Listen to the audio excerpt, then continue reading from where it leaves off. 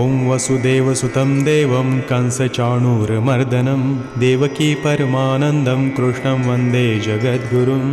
अतसि पुष्पसङ्काश हारुणपुरशोभितं रत्नकङ्कणकेयूरं कृष्णं वन्दे जगद्गुरुं कुटिलालकसंयुक्तं पूर्णचन्द्रनिभाननं विलसत्कुण्डलधरं कृष्णं वन्दे जगद्गुरुं मन्दारगन्धसंयुक्तं चारुहासं चतुर्भुजं बहिर्पिञ्छावचूडाङ्गं कृष्णं वन्दे जगद्गुरुम् उत्फुल्लपद्मपत्राक्षं नीलजीमूतसन्निभं यादवानां शिरोरत्नं कृष्णं वन्दे जगद्गुरुं रुक्मिणीकेलिसंयुक्तं पीताम्बरसुशोभितम् अवाप्ततुलसीगन्धं कृष्णं वन्दे जगद्गुरुं गोपिकानां कुशद्वन्द्व कुङ्कुमाङ्कितवक्षसं श्रीनिकेतं महेश्वासं कृष्णं वन्दे जगद्गुरुं श्रीवत्साङ्कं महोरस्कं वनमाला विराजितं शङ्खचक्रधरं देवं कृष्णं वन्दे जगद्गुरुं कृष्णाष्टकमिदं पुण्यं प्रातरुत्थाय यः पठेत् कोटिजन्मकृतं पापं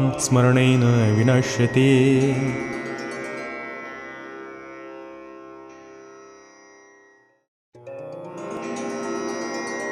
ॐ वसुदेवसुतं देवं कंसचाणूरमर्दनं देवकी परमानन्दं कृष्णं वन्दे जगद्गुरुम्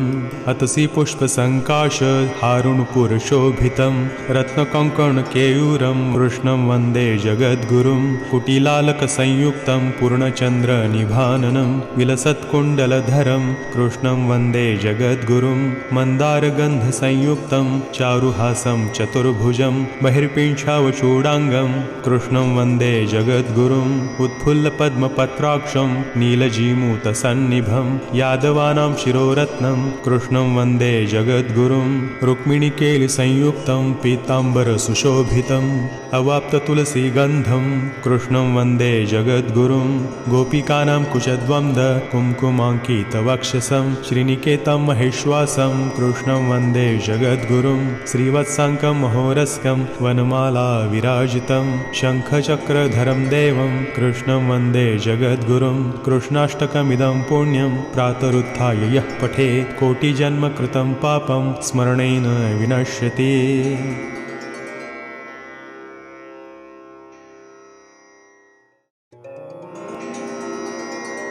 ॐ वसुदेवसुतं देवं कंसचाणूरमर्दनं देवकी परमानन्दं कृष्णं वन्दे जगद्गुरुम् अतसि पुष्पसङ्काश हारुणपुरशोभितं रत्नकङ्कणकेयूरं कृष्णं वन्दे जगद्गुरुं कुटिलालकसंयुक्तं पूर्णचन्द्रनिभाननं विलसत्कुण्डलधरं कृष्णं वन्दे जगद्गुरुं मन्दारगन्धसंयुक्तं चारुहासं चतुर्भुजं बहिर्पिञ्छावचूडाङ्गं कृष्णं वन्दे जगद्गुरुम् उत्फुल्लपद्मपत्राक्षं नीलजीमूतसन्निभं यादवानां शिरोरत्नं कृष्णं वन्दे जगद्गुरुं रुक्मिणीकेलिसंयुक्तं पीताम्बरसुशोभितम् अवाप्ततुलसीगन्धं कृष्णं वन्दे जगद्गुरुं गोपिकानां कुशद्वन्द्व कुङ्कुमाङ्कितवक्षसं श्रीनिकेतं महेश्वासं कृष्णं वन्दे जगद्गुरुं श्रीवत्साङ्कं महोरस्कं वनमाला विराजितं शङ्खचक्रधरं देवं कृष्णं वन्दे जगद्गुरुं कृष्णाष्टकमिदं पुण्यं प्रातरुत्थाय यः पठेत् कोटिजन्मकृतं पापं स्मरणेन विनश्यति।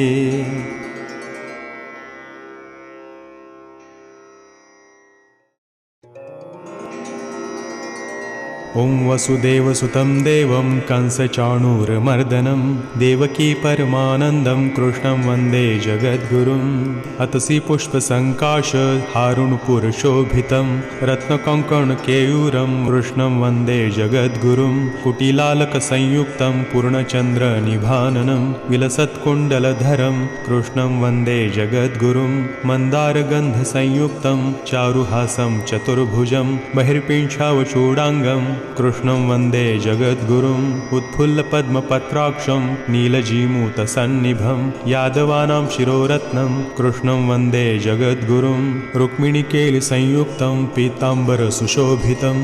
अवाप्ततुलसीगन्धं कृष्णं वन्दे जगद्गुरुं गोपिकानां कुशद्वन्द्व कुङ्कुमाङ्कितवक्षसं श्रीनिकेतं महेश्वासं कृष्णं वन्दे जगद्गुरुं श्रीवत्साङ्कं महोरस्कं वनमाला विराजितं शङ्खचक्रधरं देवं कृष्णं वन्दे जगद्गुरुं कृष्णाष्टकमिदं पुण्यं प्रातरुत्थाय यः पठेत् कोटिजन्मकृतं पापं स्मरणेन विनश्यति।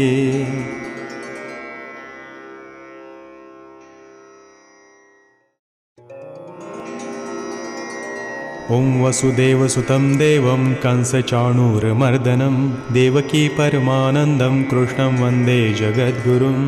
अतसि पुष्पसङ्काश हारुणपुरशोभितं रत्नकङ्कणकेयूरं कृष्णं वन्दे जगद्गुरुं कुटिलालकसंयुक्तं पूर्णचन्द्रनिभाननं विलसत्कुण्डलधरं कृष्णं वन्दे जगद्गुरुं मन्दारगन्धसंयुक्तं चारुहासं चतुर्भुजं बहिर्पिञ्छावचूडाङ्गं कृष्णं वन्दे जगद्गुरुम् उत्फुल्लपद्मपत्राक्षं नीलजीमूतसन्निभं यादवानां शिरोरत्नं कृष्णं वन्दे जगद्गुरुं रुक्मिणीकेलिसंयुक्तं पीताम्बरसुशोभितम्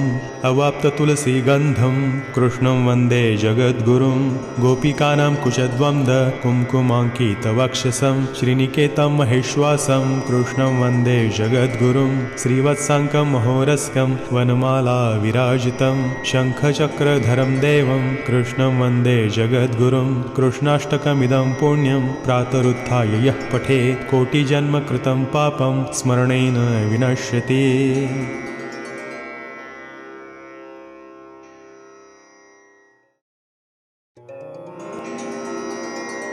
ॐ वसुदेवसुतं देवं कंसचाणूरमर्दनं देवकी परमानन्दं कृष्णं वन्दे जगद्गुरुम् अतसि पुष्पसङ्काश हारुणपुरशोभितं रत्नकङ्कणकेयूरं कृष्णं वन्दे जगद्गुरुं कुटिलालकसंयुक्तं पूर्णचन्द्रनिभाननं विलसत्कुण्डलधरं कृष्णं वन्दे जगद्गुरुं मन्दारगन्धसंयुक्तं चारुहासं चतुर्भुजं बहिर्पिञ्छावचूडाङ्गं कृष्णं वन्दे जगद्गुरुम् उत्फुल्लपद्मपत्राक्षं नीलजीमूतसन्निभं यादवानां शिरोरत्नं कृष्णं वन्दे जगद्गुरुं रुक्मिणीकेलिसंयुक्तं पीताम्बरसुशोभितम्